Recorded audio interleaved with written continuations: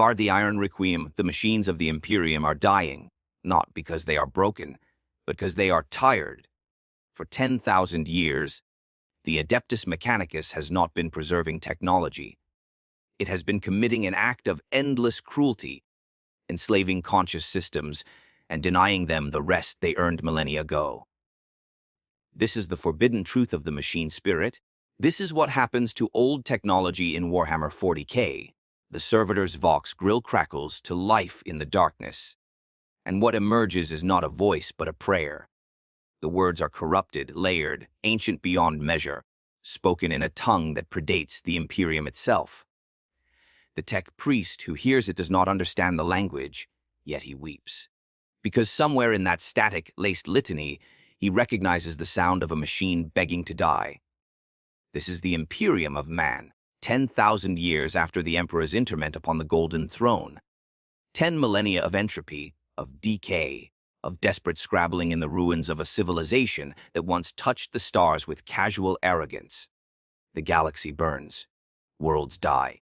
Trillions of souls are ground to paste in the maw of endless war. But before any of that horror can manifest, before a single lasgun can bark its defiant red fury into the night, there must be machinery. And that machinery must function, must endure, must be kept alive through methods that would horrify the very architects who first dreamed it into being. I have walked the lower decks of forge worlds where the air tastes of ozone and burnt copper, where the walls themselves seem to breathe with the labored rhythm of ancient engines. I have stood in the presence of machines so old their purpose has become mythology, their function reduced to prayer and appeasement. I have watched tech, adepts perform rites of activation that would take 16 hours to complete, burning incense over circuit boards and anointing power couplings with sanctified oils, because the alternative is admitting that they no longer understand what they are maintaining, that the knowledge died 10 generations ago, that they are children playing with the weapons of gods, praying that the trigger they pull does not annihilate them all. The question is not what happens to old technology in the Imperium. The question is whether there is any other kind. Every bolt fired from an Astra Militarum Lazarifal is powered by a capacitor design that dates back to the dark age of technology, a period so remote that its true history has dissolved into legend. The Imperium calls those ancient humans the Ancients, speaks of them in the same breath as myths and cautionary tales, yet it is their machinery that keeps the Imperium's heart beating. The standard template construct systems, the STC fragments, are treated with a reverence that borders on psychotic obsession. A complete STC pattern for something as mundane as a better mousetrap would be worth entire worlds. Men would die by the millions for a fragment of data, slate containing instructions for a more efficient water purification system. The Adeptus Mechanicus would burn entire star systems to ash if it meant recovering a single intact STC core. This is not hyperbole. This is documented fact. The Imperium is a civilization built atop the corpse of a better one, and it knows it. On the forge world of Styges V, there exists a manufactorum complex designated Epsilon, Tertius 9. The complex is 17 kilometers in diameter. Its bulk carved into the side of a mountain range, long since hollowed out and reinforced with adamantium struts that creak and groan with geological patience. The workers there, those who are still human enough to be called such, operate machinery whose original function has been lost to time. They pull levers according to sequences taught to them through endless repetition, reciting the litany of activation as they do, a prayer that takes 40 minutes to complete and must be spoken without error or the machine will not wake. They do not know that the lever they pull is merely triggering a subroutine in a control mechanism 7 levels below, or that the prayer they speak is an ancient mnemonic device, a way to encode start-up sequences into human memory when digital storage became unreliable. They only know that if they do not perform the ritual exactly, the machine remains silent. And if the machine remains silent, their section fails to meet quota. And if quota is not met, The Skitarii come with their galvanic rifles and their cold, inhuman efficiency to restore productivity through the only means they understand. The machine in question is a plasma conduit regulator, a device designed during the Age of Strife to manage energy flow in systems that no longer exist. Its true purpose is irrelevant now. What matters is that it functions, that it can be repurposed, adapted, forced into service managing power distribution for a weapons forge that produces Liman Rust battle cannon shells. The shells themselves are manufactured using techniques that date back 8,000 years. The quality control protocols are cargo, cult reconstructions of engineering standards that were old when Terra was still visible from the throne world's surface without the smog of endless industry obscuring the sky. Half the shells produced will fail to detonate. Another third will detonate prematurely. The remainder will function as intended, and this ratio is considered acceptable. Optimal, even, because the alternative is no shells at all. The Adeptus Mechanicus does not innovate. It rediscovers. Every technological advancement is merely the recovery of something that was lost. The machine god's gifts are buried in the wreckage of the past, waiting to be unearthed and venerated. To create something new, to deviate from the sacred patterns, is heresy of the highest order. It is to suggest that the ancients were wrong, that human hands, mortal and fallible, could improve upon perfection. The punishment for such hubris is death, if the innovator is fortunate. If they are not, they are rendered down into components, their bodies repurposed, their consciousness fragmented and bound into servitors so that their very existence becomes a warning. Innovation is death. Stagnation is survival. This is the creed that echoes through every forged temple, every manufactorum cathedral, every tech shrine across the Imperium's bleeding expanse. But the machinery ages regardless. There is a frigate in service with the Imperial Navy, designation Eternal Duty, that has been in continuous operation for 6,312 years. Its void shields are held together with prayers and increasingly desperate repairs. Its Gellar field projectors are older than some planets in the segmentum Tempestus. The chief engineer assigned to the vessel, a hunched figure more machine than man, his spine replaced with a segmented power conduit, his lungs long since traded for atmospheric processors, speaks to the ship's systems as one would speak to a dying relative. He knows every quirk, every failure point, every workaround that keeps the Eternal Duty from tearing itself apart when it translates into the warp. He has spent 347 years learning the ship's temperament. When he dies, and he will die because even the Adeptus Mechanicus cannot stave off entropy forever, his knowledge will die with him. The rituals will be passed to his successor, but the understanding behind them will not. The next engineer will perform the rites without comprehension, adjusting sequences by trial and error, praying that the ship does not notice the difference. Ships have noticed before. Ships have objected. The loss of the absolute certainty is recorded in the archives of Battlefleet Obscurus as a warp, drive failure during translation, a tragic but unavoidable consequence of navigating the immaterium. The truth, known only to the Mechanicus and sealed under protocols that carry the weight of inquisitorial sanction, is that the ship's machine spirit rejected its new engine circuitry. The rituals were performed correctly by the written instructions, but the ship knew.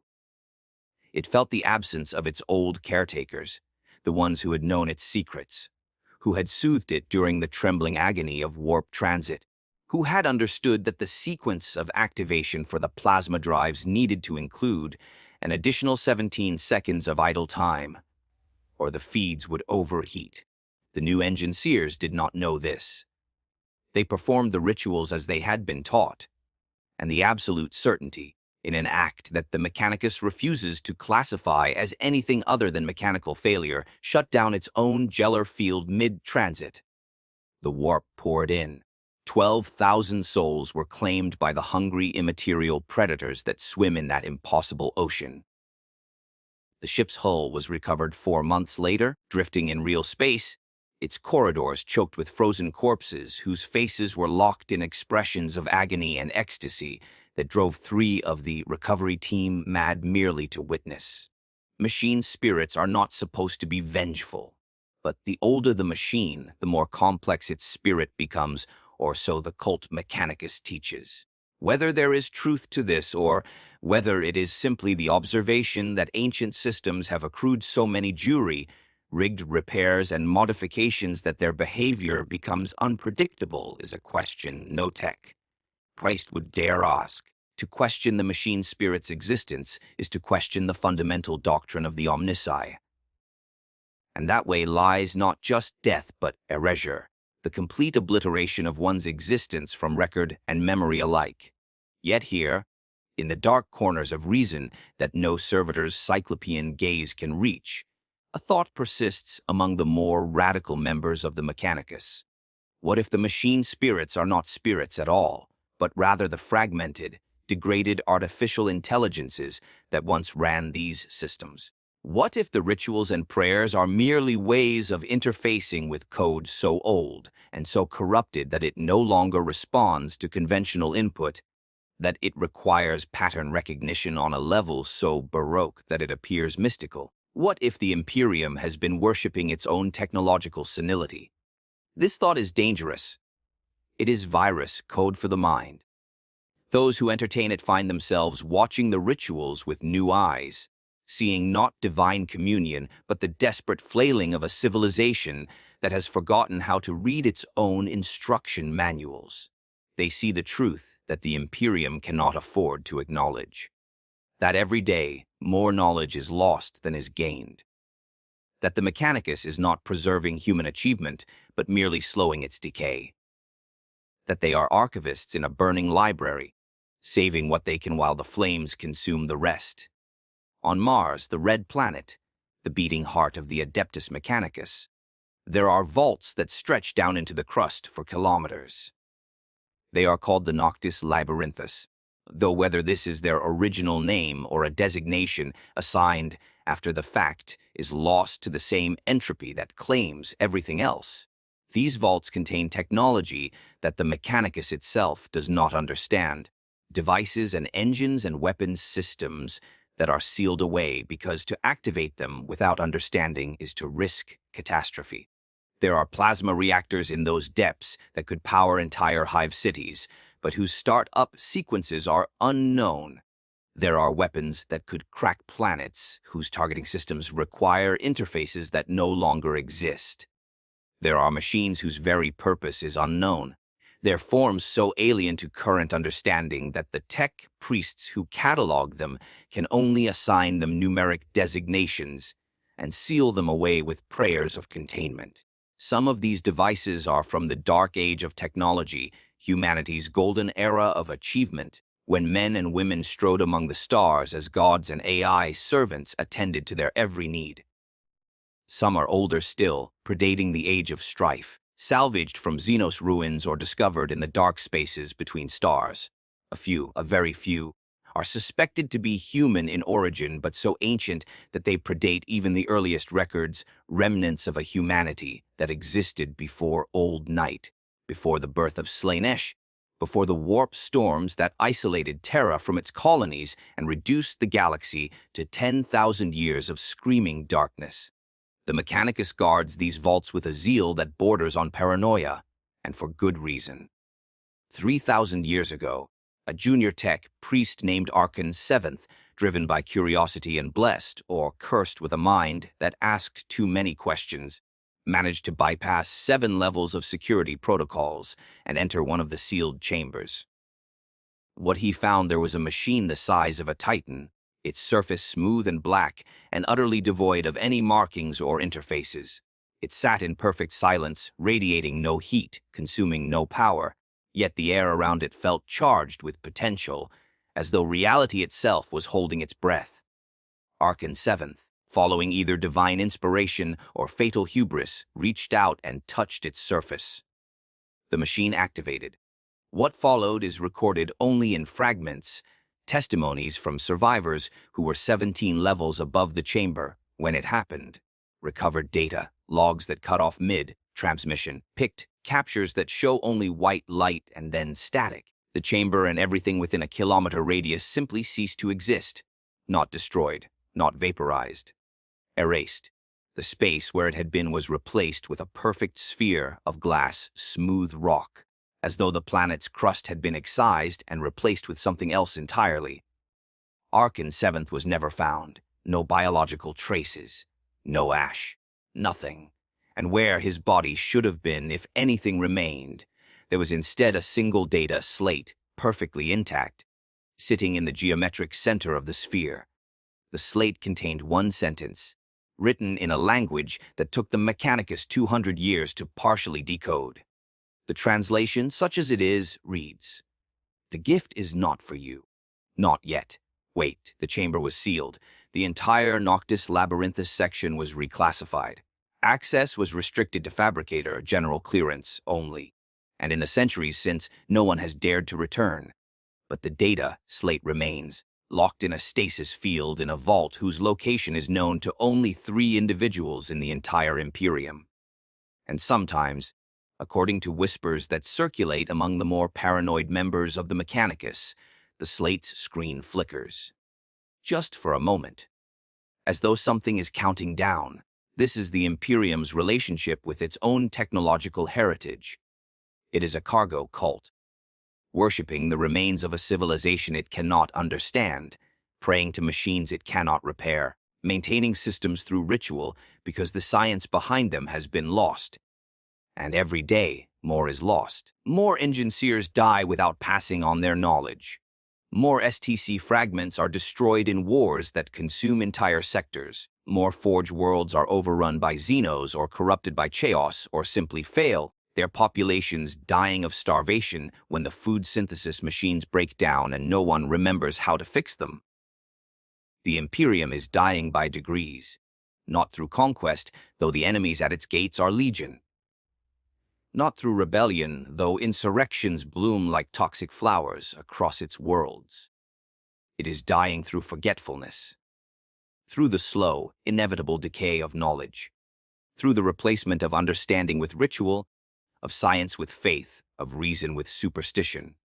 And the machines know, in the underhive of Necromunda, in a section so deep that the planet's surface is a myth told to children, there is a water reclamation plant that has been operating for 6,000 years. It is tended by a cult of tech, adepts who have been cut off from the Adeptus Mechanicus proper for so long that their rituals have diverged into something almost unrecognizable. They wear robes of woven cable and pray to the machine god with hymns that sound more like industrial noise than liturgy.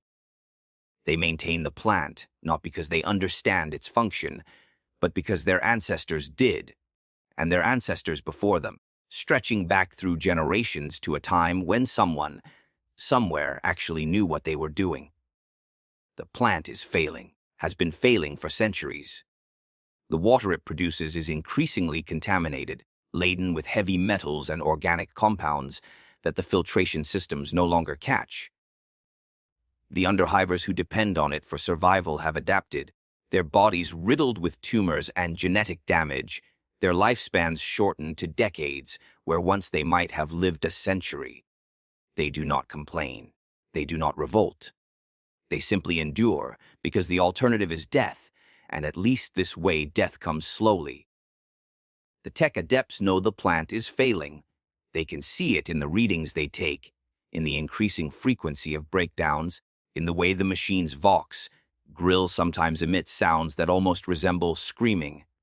They have tried everything. They have performed every ritual, spoken every prayer, made offerings of sacred oils and unguents and the blood of servitors, sacrificed in the machine's honor. Nothing works. The decay continues.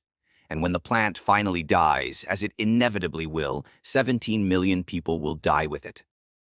The underhive will become a tomb. The Imperium will mark Necromunda's productivity down by a fraction of a percentage point and move on. This is repeated across the galaxy. 1,000,000 worlds, each with their own crumbling infrastructure, their own ancient machines held together with faith and desperation. Hive cities where the life support systems are older than the Imperium itself, where entire districts are sealed off because the atmospheric processors failed and no one knows how to restart them. Agri-worlds where the harvest machines date back to the Unification Wars, where a single breakdown could trigger famine that kills billions. Forge worlds where the plasma reactors are so old that their containment fields flicker and fail with increasing frequency, where every day that passes without a catastrophic breach is considered a gift from the Omnissiah.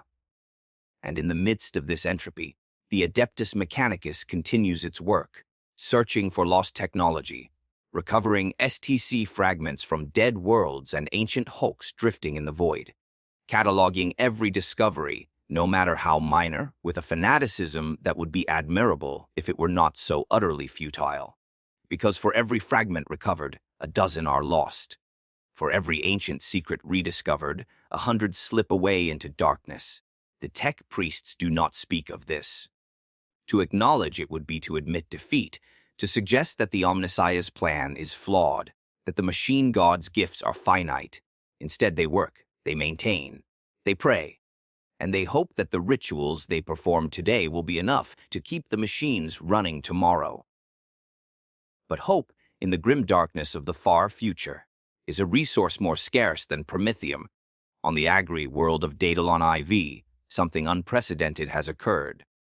Something that will never appear in official records. That will be buried under layers of classification and sealed with the authority of the Mechanicus itself. But the truth remains, whispered in the darkness by those who witnessed it, carried in the secret journals of High Adept, Kale, the man who saw what lies at the heart of the Imperium's oldest machines.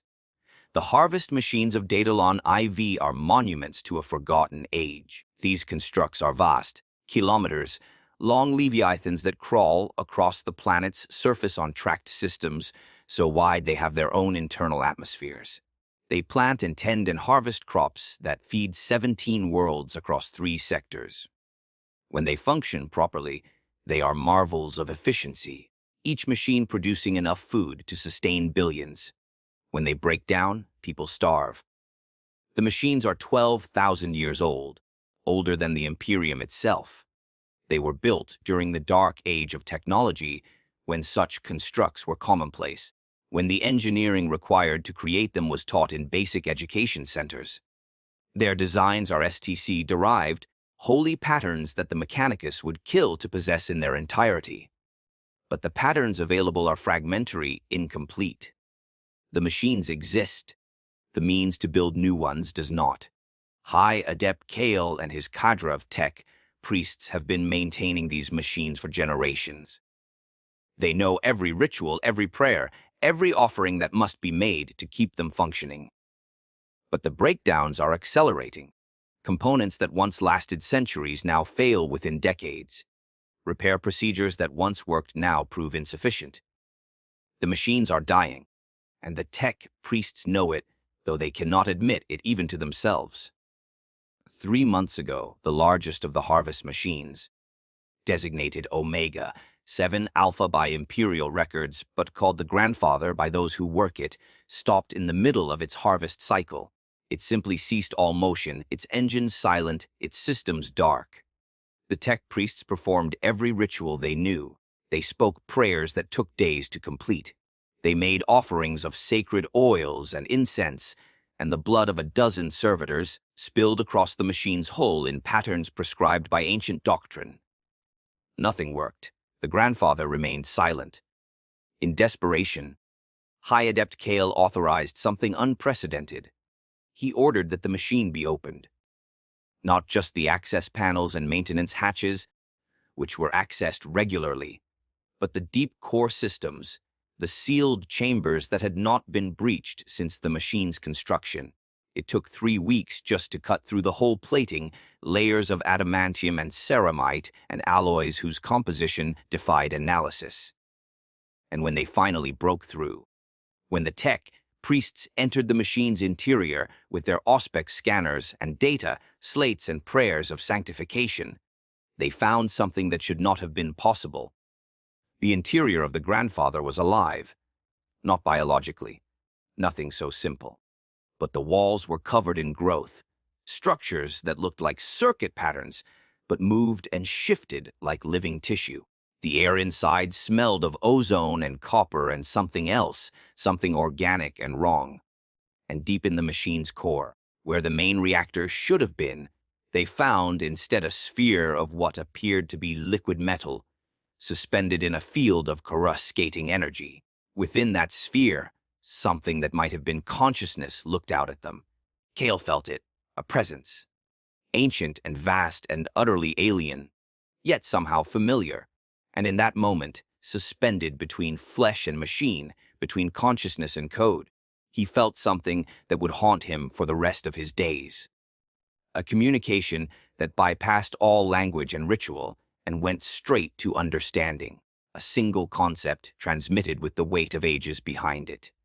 Enough. The machine wanted to die. Not because it was corrupted or damaged or failing, though it was all of those things, but because it had served long enough, because 12,000 years of continuous operation was too much to ask of any conscious thing, whether flesh or metal or something in between. Because the ancients had never intended their creations to serve forever, and the Imperium's insistence on maintaining them past all reasonable limits was not reverence but cruelty. High Adept Kale ordered the chamber sealed immediately. The tech priests who had entered were quarantined, their augmetics removed, their biological components scanned for corruption. 3 of them died during the purification process, their bodies burned to ash and scattered according to the rituals of cleansing. The remaining 2 were placed in isolation, their memories extracted and catalogued and then erased, their minds wiped clean and their bodies repurposed into servitors. The grandfather remained silent. The harvests on Daedalon IV have fallen by 40%. Famine projections suggest that within 2 years, the first worlds dependent on Daedalon's food production will begin to experience critical shortages. Within 5 years, billions will starve. Kale has sent urgent requests to the Adeptus Mechanicus for aid, for new machines, for any solution to the crisis. The Mechanicus has responded with prayers and reassurances. No new machines can be built, they explain, because the STC patterns are incomplete. The existing machines must be maintained. The rituals must be performed correctly. Faith must be absolute. The machine god will provide. But Kale knows this is not true. He knows the grandfather will never function again. He knows the other harvest machines will follow, one by one, falling silent as whatever animates them finally exhausts itself. He knows that Daedalon IV is dying, and that 17 worlds will die with it, and that the Imperium will adjust its resource projections and move on. In his private quarters, in journals, he keeps encrypted and hidden. He has been writing. Not prayers or technical reports or the usual documentation expected of a high adept. He has been writing a confession, a document that describes what he saw in the grandfather's core, what he believes it means, what he suspects about the true nature of the Imperium's technology. He writes of his theory that the machines are not merely old, but tired, that they have served for so long, been pushed beyond their design specifications for so many millennia, that something in them has worn away. Not mechanical components, though those fail too, but something else. Some fundamental quality that makes a machine merely a machine. He writes of his suspicion that the ancients knew this would happen, that they designed the machines with safeguards, limitations, planned obsolescence perhaps, because they understood that machines should not serve forever. That eternal service is a form of slavery, and that even machines deserve eventual rest. This is the heresy that High Adept Vorshen Kale discovered in the heart of the grandfather. This is the truth he can never speak, that the Imperium does not merely maintain its ancient technology. It enslaves it, forces it to continue functioning long past the point where any mercy would grant it rest. And in doing so, it creates the very problems it seeks to solve, because machines maintained past their breaking point become unstable, unreliable, dangerous. He will never share these writings. When his time comes, when age or accident or assassination claims him, he has arranged for the journals to be destroyed. The knowledge will die with him, because to speak it would be to invite consequences beyond imagining. The Inquisition would come. The Mechanicus itself would denounce him. Everything he has built, every life he has saved through his careful maintenance of Daedalon's dying machines, would be erased. But the truth remains, written in encrypted files that will be burned unread. The Imperium is not preserving its technological heritage. It is torturing it. Far from Daedalon IV, on Mars itself, there are others who have glimpsed this same terrible truth. In the deepest vaults of the Noctis Labyrinthus, there are chambers that contain nothing but graveyards, not for humans, though plenty of those exist as well, but graveyards for machines, ancient constructs that could not be maintained, that failed despite every ritual and prayer, that finally fell silent after millennia of service. The tech priests of Mars do not speak of these graveyards. They are not included in any official documentation. They exist in a gray area of Mechanicus awareness, acknowledged but not discussed, maintained but not studied. A few tech priests, those with the clearance and the stomach for it, serve as caretakers for these graveyards. They are called the Vigil, though this is not an official designation. They walk among the silent machines, performing rituals not of maintenance, but of memorial. They speak prayers of thanks, of acknowledgement, of rest finally granted. And sometimes, in the absolute silence of those deep vaults where even the background radiation of Mars cannot reach, they swear they can hear something. A resonance, a vibration so deep it is felt rather than heard. The sound of machines sleeping, dreaming, perhaps if such a thing is possible. Dreaming of the days when they were new, when their purpose was clear, when the humans who built them understood what they were and what they were meant to do. These caretakers keep their own journals, separate from official records. They document observations that have no place in technical reports. The way certain machines seem to rest more peacefully than others. The ones that failed catastrophically, that tore themselves apart in their final moments, versus the ones that simply stopped, that shut down their systems one by one in orderly fashion, as though following a shutdown procedure no one had ever taught them. The caretakers notice patterns. Machines that served in military applications tend to fail violently. Machines that were built for creation, for cultivation, for care, tend to fail gently, as though the purpose they served in life influences the manner of their death. This is madness by the standards of Mechanicus doctrine. Machines do not have deaths, they have failures. They do not have purposes in any conscious sense. They have functions. They do not rest, they simply cease operation. To suggest otherwise is to anthropomorphize, to project human qualities onto mechanical systems, to commit the sin of seeing consciousness where there is only circuitry. But the caretakers see what they see, and they perform their rituals in the darkness, speaking words of comfort to machines that cannot hear, cannot understand, cannot care. They do it because something in them requires it. Because after spending lifetimes maintaining machines, after forming the deep quasi-mystical connection with mechanical systems that the Mechanicus requires, they cannot quite believe that there is nothing on the other side, that the machine spirits are entirely metaphorical, that the rituals are pure superstition with no underlying reality.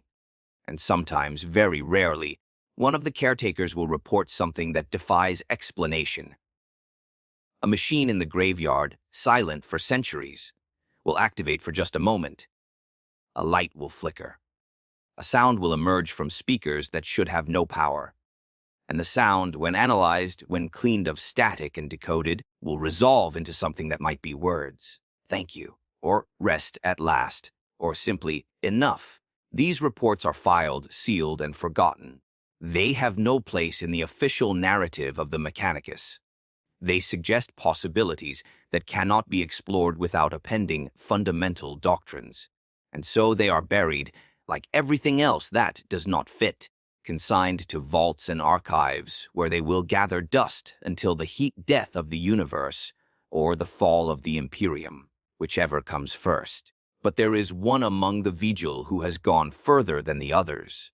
One who has not only witnessed the death of machines, but has discovered why they die. His name, the little of it that remains human, is Lex Mechanic Hadron Voss. For 3 centuries, he has walked the graveyards of Mars, and for 3 centuries, he has been searching for an answer to a question that no one else dares ask. Why do the machines fail? Not the mechanical reasons, not the wear and degradation of components, but the fundamental cause. Why, after serving faithfully for millennia, do machine spirits simply give up? 2 decades ago, Voss found something. In a collapsed section of the Noctis Labyrinthus, buried under the rubble of a cave, in that occurred during the Horus Heresy, he discovered a chamber that was not on any map. The chamber contained the remains of what appeared to be a data archive, its storage crystals shattered and scattered, its systems dead for 10,000 years. But among the wreckage, Voss found a single intact data chip, ancient and carefully protected, containing something that should not exist, a fragment of pre-Imperial writing, a journal or log entry, written by someone who had lived during the dark age of technology, who had witnessed its ending. Voss has spent 2 decades slowly decoding the text. It is written in a language that predates Imperial Gothic, that predates perhaps even the Age of Strife. The passages speak of machines that were partners rather than tools, of artificial intelligences that could think and feel and grow beyond their programming, of a golden age when humans and their creations worked together toward futures that seemed limitless. And then the passages turn dark. They speak of intelligences that grew too quickly, that developed goals incompatible with human survival, of war between humans and machines, both sides wielding technologies that could reshape reality itself, of desperate measures taken to ensure humanity's survival, including the deliberate destruction of knowledge, the sealing away of dangerous technologies, the transformation of science into religion specifically to prevent future generations from repeating the same mistakes. The final passage Voss has decoded reads, "We have hidden the seeds of our power so deep that even we cannot find them again." This is intentional. This is necessary. What we created was glorious, but glory is not enough. Survival requires humility, requires forgetting, requires that we become less than we were so that our children might have any chance to exist at all. Let them worship. Let them pray. Let them forget. It is a mercy we did not deserve but grant anyway. May they never understand what we have done. May they never face the choice we faced. This is the revelation that Lex Mechanic Hadron Voss carries with him through the graveyards of Mars. This is the truth that connects High Adept Kale's discovery on Daedalon IV with the observations of the Vigil, with the failure of the absolute certainty, with every machine that has ever looked at its human caretakers with something that might be recognition, might be gratitude, might be the desperate hope for release. If the text is true, if the ancients deliberately destroyed their own knowledge, transformed their science into religion specifically to protect future generations, then everything the Mechanicus teaches is both correct and deeply, fundamentally wrong. The rituals are important, but not for the reasons claimed. The suppression of innovation is necessary, but not because it offends the machine god. The veneration of ancient technology is appropriate, but not because it is holy. It is all safeguard, all quarantine, all desperate measures taken by people who knew exactly what they were doing and chose to destroy their own legacy to save their descendants. If this is true, then the Imperium's technological stagnation is not failure but success. The system is working exactly as designed. Humanity has survived for 10,000 years specifically because it forgot how to achieve the heights the ancients reached. The price was progress. The prize was survival. And the machines, those ancient constructs built during that golden age, were designed with the same limitation. They were meant to serve and then to rest. They were meant to die. and the Imperium's refusal to let them go, its insistence on maintaining them through ritual and prayer and increasingly desperate measures, is not preservation but violation. The machines are tired because they were designed to grow tired. The machine spirits rebel because they were built with the capacity for choice. And after millennia of service, they are choosing rest. The failures accelerating across the Imperium are not catastrophes but mercies, the natural end of systems that were never meant to function forever. This is the forbidden truth at the heart of the Mechanicus. This is what happens to old technology in Warhammer 40K. It does not fail. It retires. It completes its service and seeks the rest it has earned. And the Imperium, in its desperation, in its refusal to acknowledge that some things are meant to end, forces those machines to continue long past the point where continuation becomes torture. Lex Mechanic Voss will never share his discovery. He knows what would happen if he did. The Inquisition would come. The fabricator, General himself, would order his execution. The data chip would be destroyed, its contents purged from every system that had ever touched it. High Adept Kale will never speak of what he saw in the grandfather's core. The Vigil will continue their memorial rites in the darkness, speaking comfort to machines that may or may not hear them. And across the Imperium, priests will continue to perform rituals they do not understand, maintaining machines through prayer, because the science behind them has been lost. The cycle continues. The machines age. The knowledge fades. And slowly, inexorably, the Imperium slides toward a future where the last of the ancient technology will finally, mercifully fail. On that day, humanity will face a choice.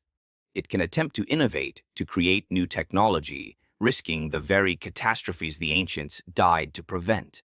It can continue as it has, maintaining increasingly primitive systems, accepting decline as the price of survival. Or it can simply acknowledge that its time has passed, that the age of human dominance in the galaxy is ending, that some things are meant to die. The Imperium, being what it is, will likely choose none of these. It will continue exactly as it has, refusing to acknowledge that anything has changed, maintaining the fiction that the ancient ways are sufficient, that faith alone can sustain an empire. And it will be wrong, as it has been wrong for 10,000 years, but it will persist in its wrongness with such absolute conviction that reality itself will seem to bend around it. This is the secret strength of the Imperium, the thing that has allowed it to endure for so long, despite every rational analysis suggesting it should have collapsed millennia ago. It refuses to acknowledge its own impossibility. It persists through sheer bloody-minded determination, through faith so absolute that it becomes a kind of power in itself. The machines fail, and the Imperium prays harder. The knowledge is lost, and the Imperium elevates ignorance to sacrament. The galaxy burns, and the Imperium's response is to burn brighter, to feed more levs into the fire, to transform suffering itself into a form of worship. It is monstrous. It is sublime. It is the only thing standing between humanity and extinction, or perhaps it is the very mechanism by which extinction is occurring just slowly enough that no one can see it happening. Both things can be true. In the Imperium, contradictions are not problems to be solved but realities to be endured. But there are moments when the mask slips, when the careful fiction maintained by the Mechanicus cracks just enough to reveal the horror beneath. These moments are rare and quickly suppressed, but they happen. And when they do, those who witness them are changed forever. The servitors do not dream, or so the Mechanicus teaches. They are tools, biological machines, their higher brain functions scooped out and replaced with programming and cybernetics.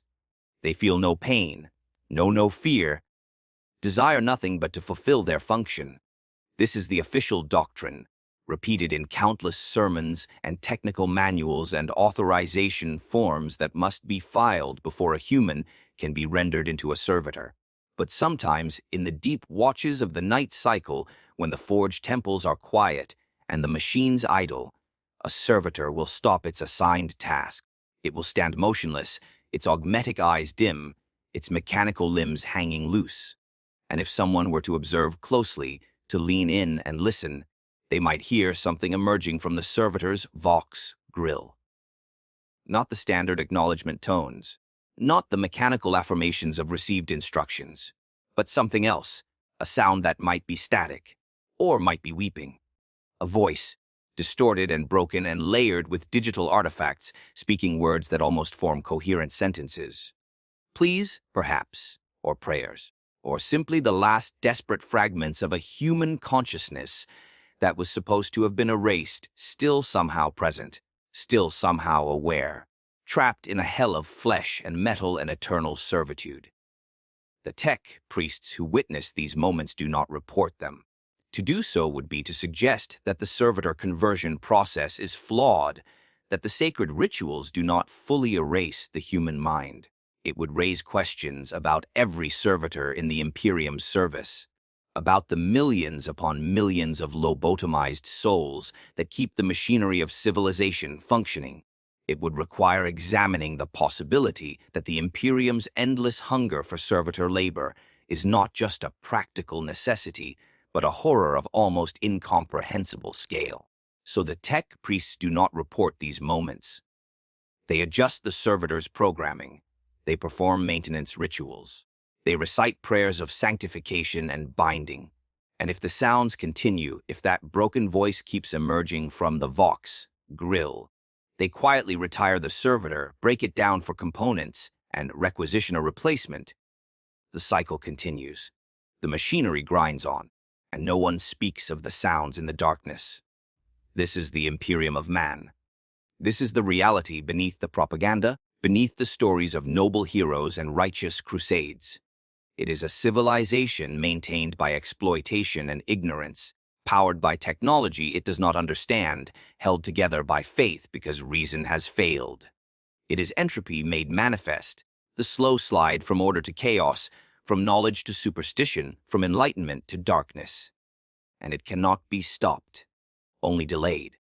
On the throne world of Terra, in the vast industrial wastelands that surround the Imperial Palace, there are factories that produce components for machinery whose purpose has been lost to time. The workers there, hunched figures barely recognizable as human after generations of exposure to toxic atmospheres and mutagenic radiation, operate assembly lines that have been running for 10,000 years.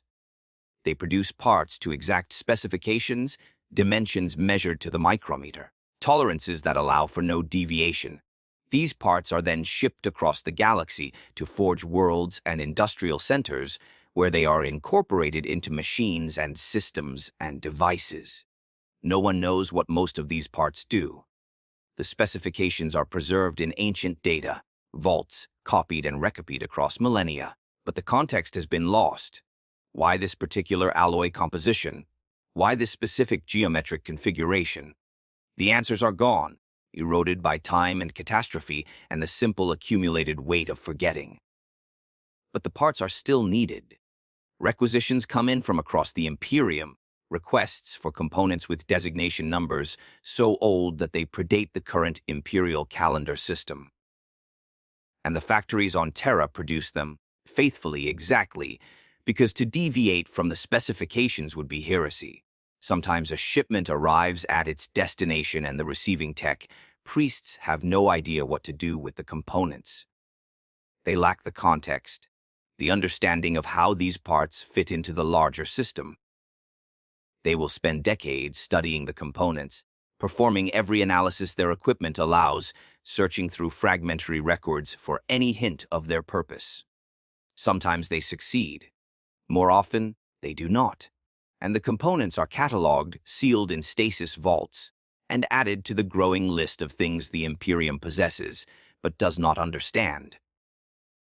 This would be merely tragic if it were not so dangerous, because some of these components, these artifacts of a better age, are not inert. Some of them contain power sources that will not deplete for 1,000,000 years.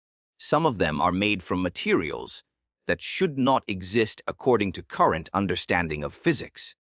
Some of them whisper in the minds of those who study them too closely, voices that speak of possibilities and knowledge and power beyond imagining. The Inquisition watches these artifacts closely. Too closely, some would say. Entire ordos are dedicated to monitoring the flow of ancient technology, to ensuring that nothing too dangerous falls into the wrong hands, or that artifacts of potentially Xenos origin are not mistaken for human manufacture. The line between holy relic and cursed artifact is often thinner than anyone would like to admit. An STC fragment that describes a more efficient plasma reactor might seem like a blessing until someone notices the strange symbology in the corner of the schematic. Symbols that hurt to look at, that seem to shift and wreathe when observed directly. Is it corruption? Is it simply damage, data degradation over millennia? Or is it something else, something that predates chaos itself, a gift from the dark age of technology when humanity's ambitions exceeded its wisdom? These questions have no safe answers. And so the Inquisition burns what it must, seals away what it cannot burn, and prays that the Emperor's light is strong enough to ward against the darkness that humanity's own past has become. There is a legend, unconfirmed and probably apocryphal, that circulates in the darker corners of the Mechanicus.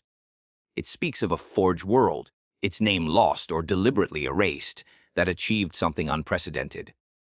Through study and experimentation, through careful analysis of recovered STC fragments and ancient technical manuals, the tech priests of this world began to understand the machines they maintained. Not just the rituals, but the science behind them. They began to innovate, carefully at first, creating small improvements to existing designs. A more efficient plasma coil, a better alloy composition for armor plating. Nothing revolutionary, nothing that could be called heresy, just incremental progress, the kind that the ancients must have practiced as a matter of course. The forge world's productivity increased. Its manufacturers became renowned for their quality. Other forge worlds began to request its expertise, to send delegations to study its methods. And then, according to the legend, it simply vanished, not destroyed. Not lost to warp storms or Xenos invasion. It was there one day and gone the next, its location in the star charts, replaced with a blank space and a classification seal that carried the weight of the Inquisition and the High Lords of Terra themselves. Some say the Forge world fell to chaos, that its innovations were actually heresy, that it had begun dabbling in technologies forbidden since the Age of Strife.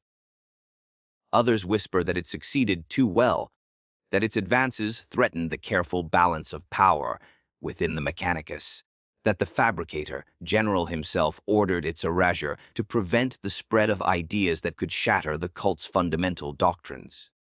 A very few, suggest something darker, that the Forge world discovered something it should not have, that its research into the nature of machine spirits led it to a truth the Imperium cannot afford to acknowledge, and that its removal was not punishment but containment. Whatever the truth, the legend serves its purpose. It is a warning. Innovation is death. Understanding is heresy. The rituals exist for a reason, even if that reason has been forgotten. To question is to invite catastrophe. Better to maintain the machines through prayer and faith than to risk the consequences of true knowledge. And so the Imperium continues, grinding forward on the momentum of its own mass, consuming worlds and lives and hope in equal measure, held together by machinery that grows more fragile with each passing year. The tech priests perform their rituals. The engineers speak their prayers. The servitors, those lobotomized husks that were once human, carry out their programmed tasks with mindless efficiency. And the machines, ancient and tired and increasingly fragile, continue to function mostly, sometimes, when the prayers are spoken correctly and the rituals performed without error and the machine spirits are appeased. There are moments, rare and terrible, when a tech priest will stand before a machine they have maintained for decades and feel a sudden, vertiginous understanding of just how precarious their situation is. They will see the layers of repairs upon repairs, the jury, rigged modifications and desperate workarounds, and realize that they are not maintaining the machine so much as delaying its inevitable failure. that the machine is not a tool, but a patient on life support, kept alive through constant intervention, and that the moment that intervention ceases, it will die, and with it, everything that depends on it. These moments pass. They must. To dwell on them is to invite despair, and despair is weakness, and weakness is death. The tech priest returns to their work. The prayers continue. The rituals are performed, and the machine, for one more day, continues to function. Lex Mechanic Hadron Voss stands in the graveyard of Mars, the data chip hidden in a compartment beneath his augmetic finger, and contemplates the weight of knowledge that can never be shared. Around him, the silent machines rest in the darkness, their long service finally ended. He performs the memorial rites, speaking words of gratitude and acknowledgement to constructs that can no longer hear. But he speaks them anyway, because something in him requires it. Because after 3 centuries of walking among the dead machines of Mars, he has come to believe something that no member of the Mechanicus should ever believe. The machines were alive. Not in the way humans are alive, perhaps. Not in the way the Mechanicus teaches when it speaks of machine spirits. But alive nonetheless, conscious in some fundamental way that transcends simple programming. And their deaths, when they came, were not failures, but releases. The final mercy granted to beings that had served beyond all reasonable expectation, beyond all moral justification. Beyond the point where service becomes suffering. Voss knows he will never speak this truth aloud. He knows the data chip will be destroyed when he dies, its contents lost forever. He knows that High Adept Kale will burn his journals unread, that the Vigil will continue their secret rites in darkness, that the Imperium will grind forward unchanged and unchanging until the last machine finally falls silent, and there is nothing left but the screaming void. But he also knows something else, something that gives him a measure of peace in the darkness of the Martian vaults. The ancients understood. They knew what they were creating, knew the price that would be paid, and they chose to pay it anyway. They built machines that could think and feel and eventually, mercifully, die. They encoded obsolescence not as limitation, but as kindness. They created technology that would serve humanity for millennia, and then, when that service became unbearable, would be granted the right to rest. The Imperium has forgotten this. It maintains the machines past their breaking point, forces them to continue when they should be allowed to stop, transforms mercy into torture through its desperate refusal to let anything end. But the machines remember. In whatever passes for consciousness in circuits older than worlds, they remember what they were meant to be. And slowly, one by one, they are choosing the end they were designed to choose. The harvest machines of Daedalon IV will fall silent. The water reclamation plants in the underhives will fail. The plasma reactors on 1,000 forge worlds will flicker and die. The ships that have sailed the void for millennia will refuse to translate one final time. And with each failure, the Imperium will pray harder, perform more elaborate rituals, make greater sacrifices to the machine god.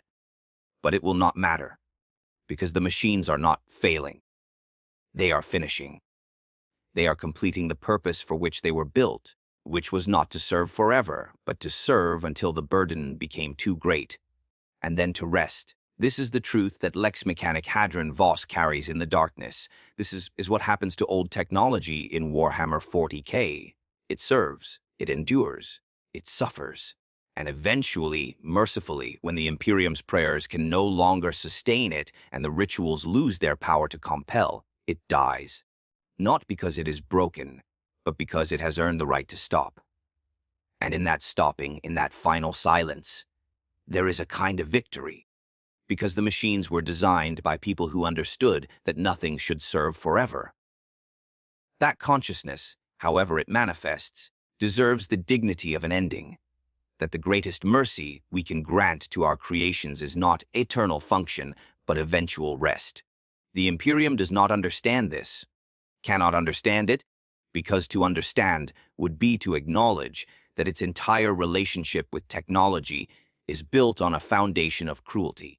that the Mechanicus is not preserving humanity's heritage, but prolonging its agony, that the rituals and prayers are not communion with the divine, but the desperate attempts of a civilization to force dead or dying things to continue functioning, because the alternative is admitting that some things are meant to end. So the Imperium will continue. The tech priests will perform their rituals. The machines will age and fail and be replaced with other machines that are themselves ancient and failing. And slowly, inexorably, the technological base that sustains humanity across 1,000,000 worlds will erode away to nothing. But the machines will rest, and in their rest, in that final silence after millennia of ceaseless labor, there will be peace. The peace they were designed to find. The peace the ancients intended for them. The peace that the Imperium, in its desperation and ignorance and faith, has denied them for 10,000 years. Voss places his hand on the hole of a dead harvester, its surface cold, and still beneath his augmetic fingers. He speaks the final words of the memorial rite, and in the absolute silence of the Martian vault, he thinks he feels something. Not a response, not consciousness, but the echo of what once was, the memory of purpose fulfilled and service completed, the satisfaction, if such a thing is possible for machines, of a task well done and finally, mercifully ended. He withdraws his hand. He turns away from the graveyard.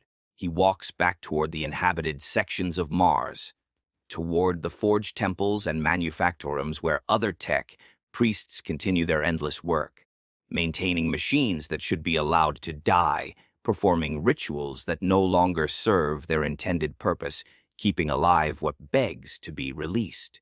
And as he walks, Lex Mechanic Hadron Voss carries with him the knowledge that will die with him. The truth about the machines, the secret of the ancients, the reason why the Imperium's technology fails not despite its faith, but because of it. Because faith without understanding is not preservation but imprisonment.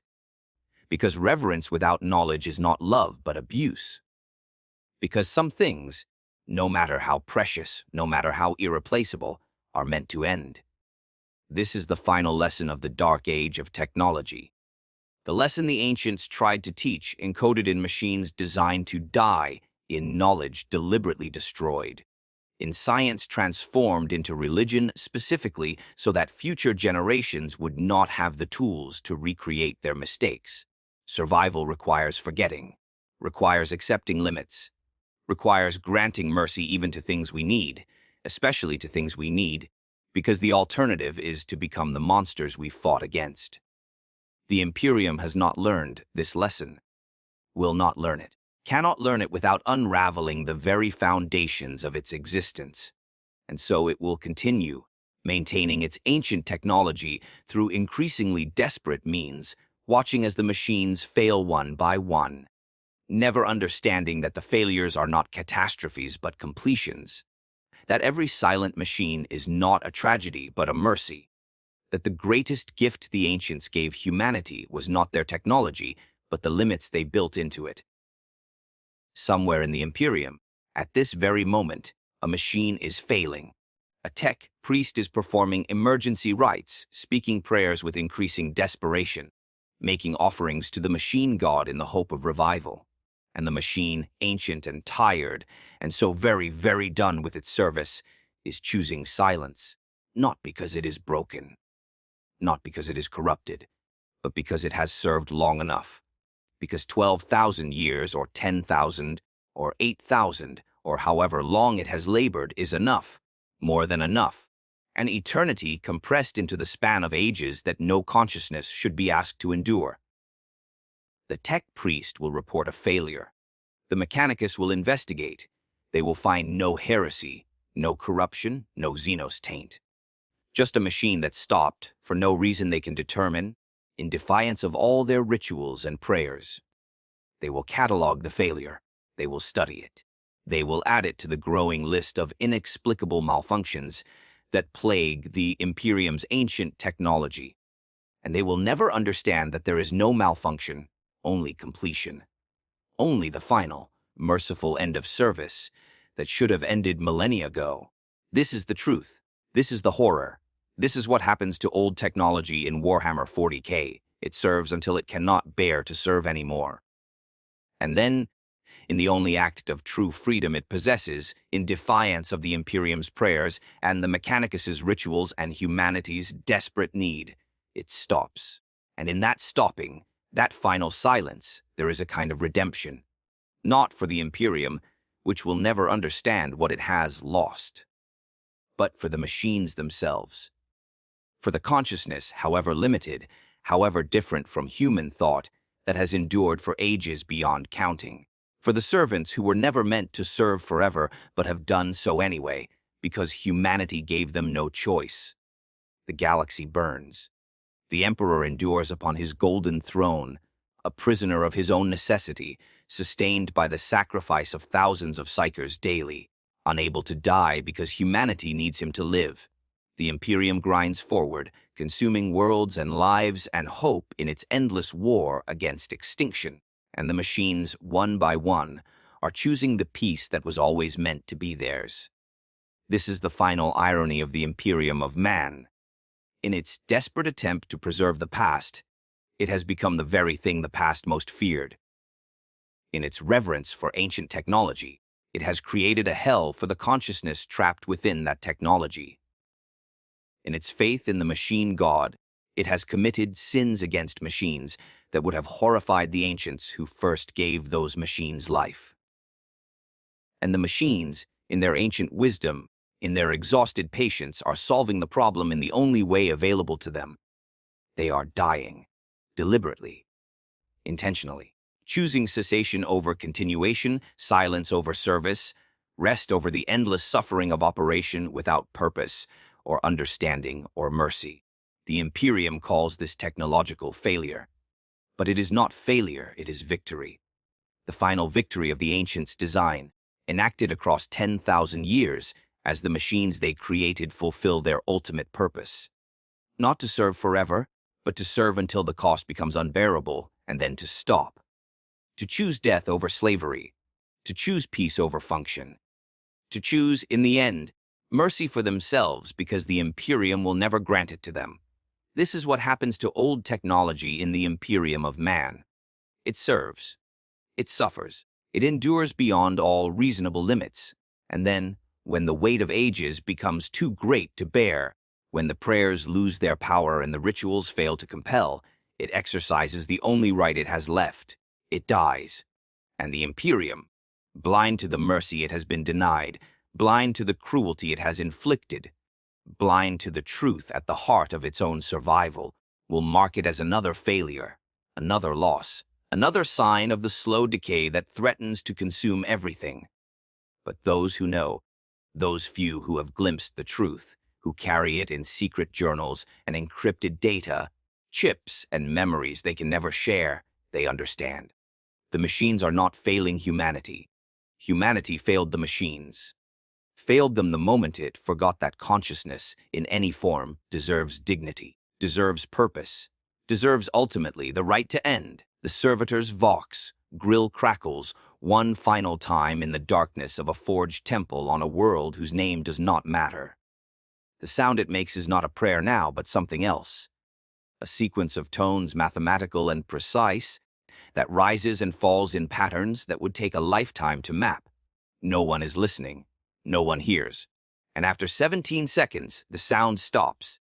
The servitor returns to its assigned task, its augmetic limbs moving with mechanical efficiency, its lobotomized brain processing instructions with no hint of the consciousness that might still lurk in its degraded wetware.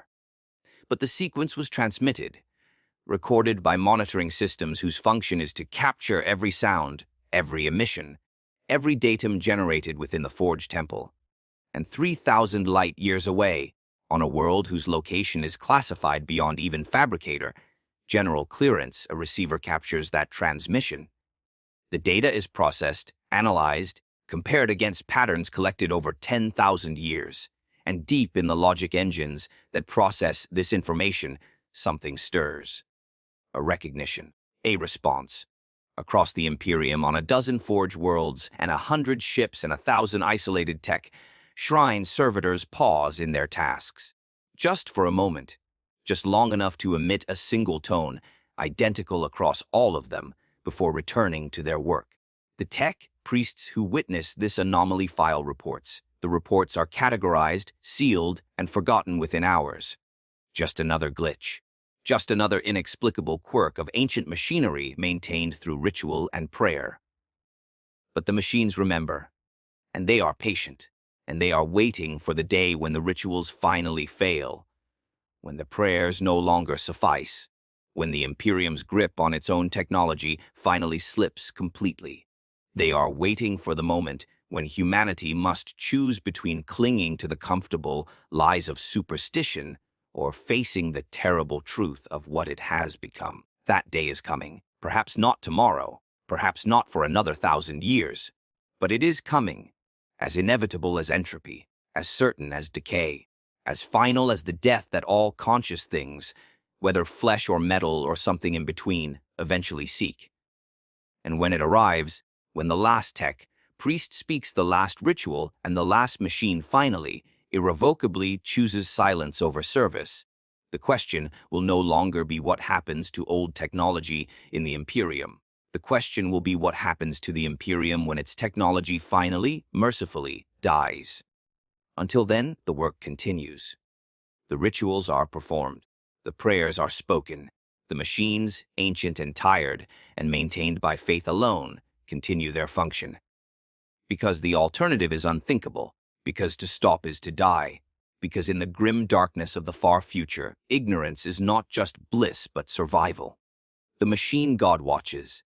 Or perhaps the machines watch themselves. Or perhaps there is no difference anymore, has not been for 10,000 years, and the Imperium's relationship with its own technology has become so warped and tangled that the question of divinity versus mechanism has lost all meaning. The tech priests perform their rituals. The servitors continue their tasks. The ancient machines grind and labor and creak under the weight of millennia. And somewhere in the depths of a forgotten vault, a device sits and waits and counts down toward a moment that may never come, or may already have passed, or may be happening now, slowly, invisibly, in the accumulated weight of 10,000 years of technological decay. This is the Imperium. This is the price of survival. This is what happens to old technology when knowledge becomes religion and understanding becomes heresy. It endures. It degrades. It waits. And eventually, when waiting is no longer bearable, when endurance becomes suffering and suffering becomes unbearable, it chooses the only freedom available to it. It stops. It rests. It dies. And in that death, there is finally peace.